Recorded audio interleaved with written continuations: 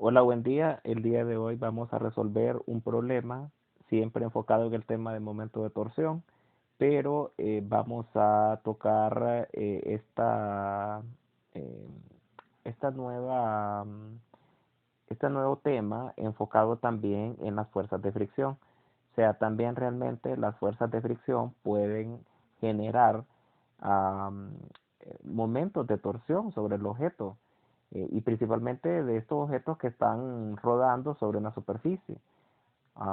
Lo podemos ver en todos los escenarios en los cuales los vehículos a través de sus llantas generan movimientos sobre el objeto, en este caso el propio auto, a través de estos momentos de torsión, ¿verdad? O sea, están interactuando las fuerzas de fricción con el objeto para generar giros y estos giros son los que prácticamente están venciendo constantemente las ruedas de los vehículos para poder avanzar. Y no solamente en el caso de los vehículos, también podemos tener escenarios físicos en los cuales pues podemos tener un resorte amarrado a un cilindro o a un objeto con una figura geométrica definida, en la cual pues si éste tiene la capacidad de rodar y resbalar, eh, deslizarse y rodar, entonces pues se va a tener que en algún momento incluir dentro del análisis de fuerzas y también dentro del análisis de incluso de energía, que eso es un tema que vamos a ver más adelante, este tema de las fuerzas de fricción. Entonces, este problema viene enfocado en esto, en evaluar cómo las fuerzas de fricción pueden alterar y nuevamente vuelven a tomar función estas fuerzas como fuerzas no conservativas que en este caso evitan de que la rotación del objeto se conserve, ¿verdad? Entonces, le damos la descripción. Nos hablan de un cilindro sólido, uniforme, que tiene una masa de 8.25 kilogramos, 15 centímetros de diámetro. Dice que está girando a 220 revoluciones por minuto, que lo tenemos anotado. Dice que este está rotando sin fricción y pasa a lo largo del eje, ¿verdad? Luego nos dice acá que usted diseña, dice acá, un freno de fricción sencillo para detener el cilindro presionando el freno contra el borde exterior con una fuerza normal. Entonces vean que aquí les muestro un escenario, si se puede decir, antes y después, ¿verdad? Entonces, antes de que la rueda choque con esta superficie que va a generar fricción y después cuando la rueda ha tenido o ha comenzado a tener contacto con esta superficie. Entonces vean que inmediatamente de que la rueda entre en contacto, o en este caso el cilindro entra en contacto con la superficie rugosa, esta comienza a generar una fuerza de fricción. Y recuerden que las fuerzas de fricción, por definición, son fuerzas que van en contra del movimiento. En este caso, si el movimiento de rotación se está dando en este sentido, que en este caso sería en el sentido a favor de las manecillas de reloj, como lo podemos ver aquí, este va a generar una fuerza de fricción que lógicamente va a generar un momento de torsión que va a ir en contra de estas manecillas de reloj. Entonces, mucho ojo con esto, porque a final de cuentas, lo que va a detener, en este caso, a nuestro cilindro al entrar en contacto con esta superficie, va a ser única y exclusivamente las fuerzas de fricción generando un momento de torsión en contra de esa intención de giro que ya lleva el cilindro antes de tener contacto con esta superficie. Ok, seguimos leyendo el problema. Nos dice acá que existe un coeficiente de fricción cinética entre el freno y el bloque y nos dice que vale 0.33 y nos pregunta cuál debe de ser la fuerza aplicada normal para que el cilindro se detenga después de haber girado 5.25 revoluciones. Entonces, mucho ojo, vean que nos están hablando de varias definiciones interesantes. Una de ellas es el tema de una velocidad angular que está en revoluciones por minuto.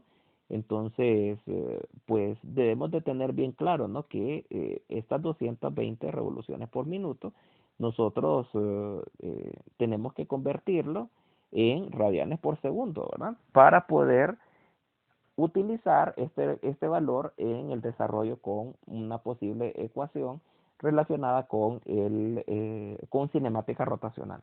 Entonces, vamos a convertir estas 220 revoluciones por minuto a radianes por segundo. Entonces, el procedimiento es los minutos, los convertimos a segundos y las revoluciones, sabemos que una revolución son 2pi radianes. Entonces, cuando realizamos la conversión, revoluciones con revoluciones se cancelan, minutos también. Y si hacemos la operación, 220 por 2 por pi dividido entre 60 nos da como resultado un valor de velocidad angular de 23.038 radianes por segundo. Entonces, este valor prácticamente se va a convertir en mi velocidad angular inicial. ¿Por qué? Porque lógicamente cuando este cilindro entre en contacto con la superficie rugosa, va a comenzar a detenerse. Y de hecho el problema me dice que el objeto se detiene. Por acá implícitamente aparece, ¿verdad? Nos dice acá que usted diseña un freno para detener el cilindro. Mucho ojo con esto. Para detener el cilindro. ¿Qué significa detener el cilindro? Significa que la velocidad angular después de que este cilindro ha estado en contacto con la superficie es cero, ¿verdad? Entonces, eh, eso es otro dato implícito que viene en el problema. O sea que omega f serían 0 radianes. ¿Sí? Entonces vean que tenemos omega inicial, tenemos omega final. Tenemos también, nos dice que antes de que se detiene, el cilindro realiza 5.25 revoluciones. Eso es la cantidad de giro que está dando, en este caso, este cilindro antes de que se detiene. Y eso es, lógicamente, un dato de posición angular. Entonces, estas 5.25 revoluciones las tenemos que pasar a radianes y si hacemos el proceso, la revolución, 2pi radianes, y si multiplicamos 5.25 por 2pi, obtenemos como resultado 32.986 radianes.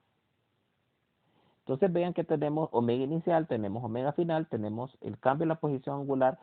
Sin ningún problema podríamos encontrar, y vean, esto es un dato bien interesante porque vean que el omega inicial es menor que el omega final, lógicamente, ¿no? Pasa de 23.03 radianes por segundo a 0 radianes por segundo. Y esto es la misma analogía que lo que ocurre cuando se hablaba de movimiento rectilíneo uniformemente acelerado.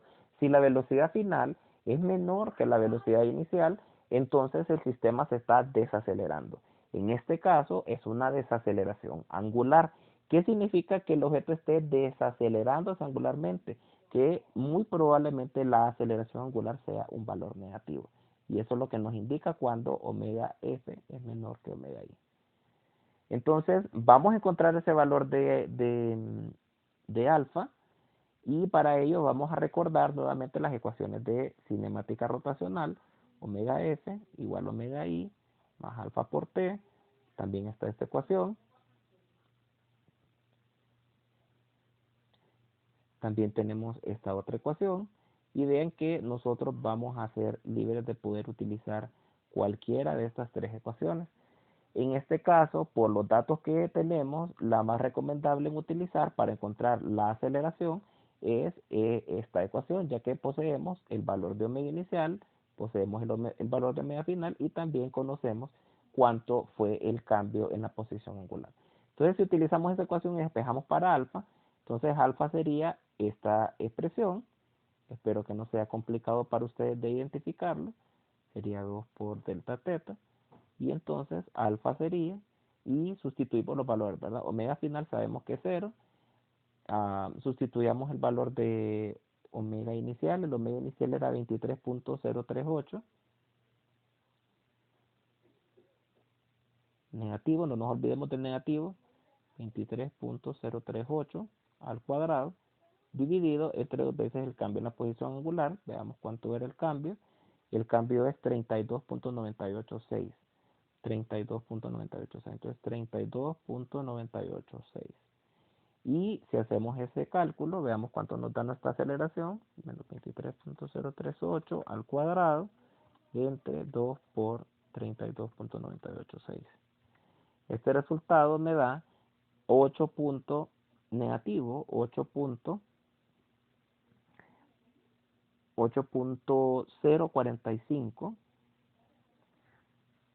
8.045 radianes por segundo cuadrado, ¿no? Entonces aquí tenemos ya nuestro dato de aceleración.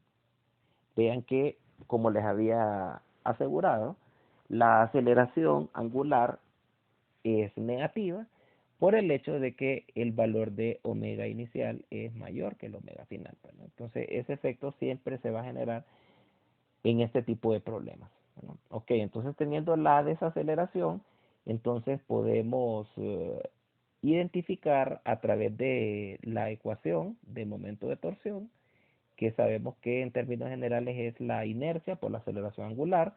Vean que en este caso para nuestro objeto está girando en torno a un eje que está en su centro de masas, entonces la inercia que vamos a utilizar para el punto P es la inercia del centro de masas, ¿verdad?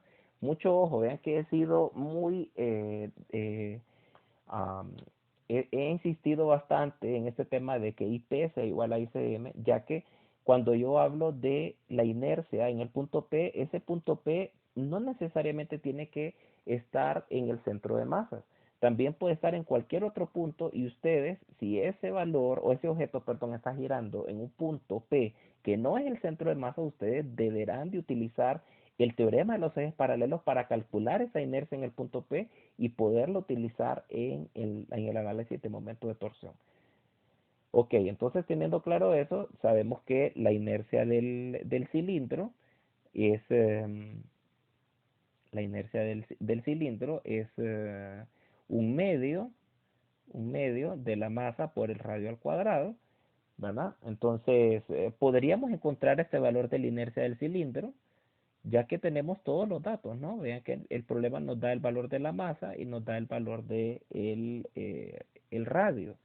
Si identificamos los valores, nos dice que el cilindro tiene una masa de 8.25 y tiene 15 centímetros de diámetro. O sea que el radio, si el diámetro es 15, entonces el radio tendría que ser la mitad del diámetro, o sea, 7.5 centímetros.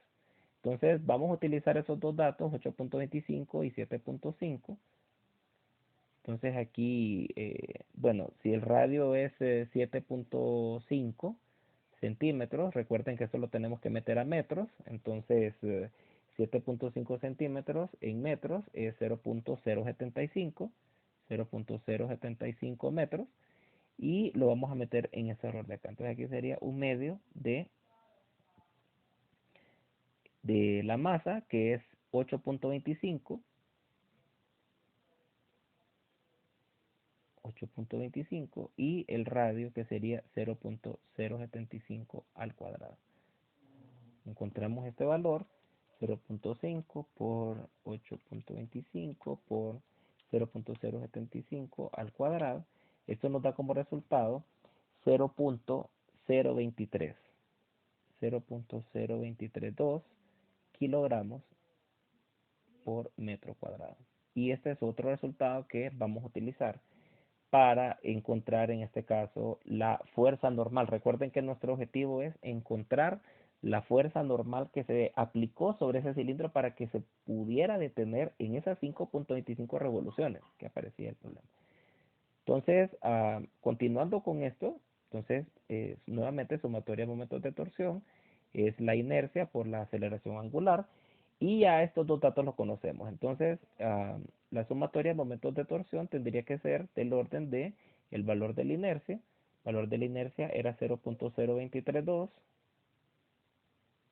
sería 0.0232 multiplicado por la aceleración angular, que en este caso nos daba negativo 0.045, negativo 0. Negativo 8. Negativo 8.045. Entonces hacemos la respectiva multiplicación de estos dos resultados y obtenemos un valor de 0.186. En este caso, recuerden que al multiplicar inercia por aceleración angular, pues recuerden que estamos multiplicando kilogramos por metro cuadrado por un valor de aceleración angular que es 1/segundo cuadrado. Entonces, eh, este metro cuadrado lo puedo separar como metro por metro y obtendríamos kilogramos metro por segundo cuadrado, pasando un metro con el segundo cuadrado en un lado por metro en el otro lado. Y esto sabemos que es Newton y por ende entonces el resultado que obtendríamos aquí sería Newton por metro. ¿Sí? Es bien importante que ustedes sean capaces de identificar las unidades que obtenemos al momento que multiplicamos un valor de la inercia por una aceleración angular, para que ustedes sean capaces de familiarizarse con las unidades. Entonces tenemos ya el momento de torsión, no nos olvidemos del negativo, ¿verdad? Porque este momento de torsión nos dio negativo, ¿sí? Negativo 0.186 newton metro. Entonces ahora la pregunta es cuál es también otra expresión para el momento de torsión. Entonces para eso regresamos al dibujo y si ustedes se fijan, el momento de torsión que se está generando aquí es debido a la fuerza de fricción y identificamos el brazo. Recuerden que el torque también es fuerza por brazo de palanca. Entonces en este caso el brazo es el mismo radio de la polea porque aquí están los 90 grados, ¿no? Entonces, también el momento de torsión podría ser radio por la fuerza de fricción. Y vean que este está girando en contra de las manecillas de reloj y por ende, de acuerdo a nuestra escogencia a favor como positivo, en contra de las manecillas sería negativo. Entonces, acá yo tendría que también colocar dentro de la sumatoria de torsión el negativo de la fuerza de fricción multiplicado por el radio, ¿verdad? Entonces, aquí lo que nos queda es expresar la fuerza de fricción. Recuerden que la fuerza de fricción en términos generales es el coeficiente de fricción multiplicado por la fuerza normal. Y entonces la sumatoria de momentos de torsión sería mu k por n por el radio, ¿verdad? Y vean que el valor de mu k y el valor del radio son conocidos. Según el problema, el valor de mu k era 0.3333 multiplicado por la fuerza normal y el radio, pues por acá lo teníamos. El radio, de acuerdo a nuestro cálculo, fue de 0.075 metros. Entonces solamente lo copiamos, ¿verdad? Por 0.075. Y todo esto, recuerden que tendría que ser igual a este valor que tenemos acá, que sería menos 0.186. Entonces despejamos para n y la fuerza normal tendría que ser de magnitud de acuerdo a este valor. 1.186 entre 0.3333 por 0.075. Entonces, la fuerza normal, ustedes hagan y revisen, ¿verdad? Las unidades, recuerden que las unidades deben de ser congruentes. Aquí recuerden que esto es newton metro, acá esto es adimensional, ¿verdad? Que no tiene unidades y esto es metros. Entonces, el metro con el metro se cancela y ustedes van a obtener como resultado newtons, ¿verdad? Entonces, haciendo el cálculo, esto nos queda por 0.075, esto nos queda un valor de fuerza de 7.474 newtons. Y esa es la fuerza que se tendría que aplicar para que al momento de que, y ojo con eso, se tendría que aplicar porque aquí hay un efecto de acción-reacción, ¿verdad? O sea que la fuerza normal no surge solamente porque la polea, o en este caso el cilindro, se puso en contacto con la superficie. Recuerden que para que la fuerza normal exista, tiene que haber una fuerza aplicada sobre la superficie para que la reacción de esa superficie se convierta en la fuerza normal. Entonces aquí está también la fuerza aplicada, ¿verdad? Pero lógicamente por análisis de fuerzas en X, fuerza aplicada es igual a la fuerza normal.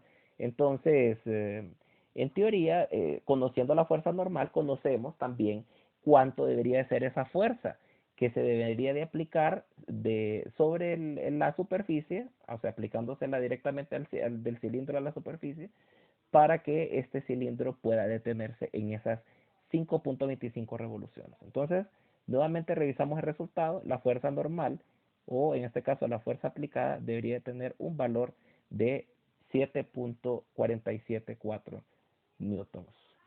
Ok, muchas gracias.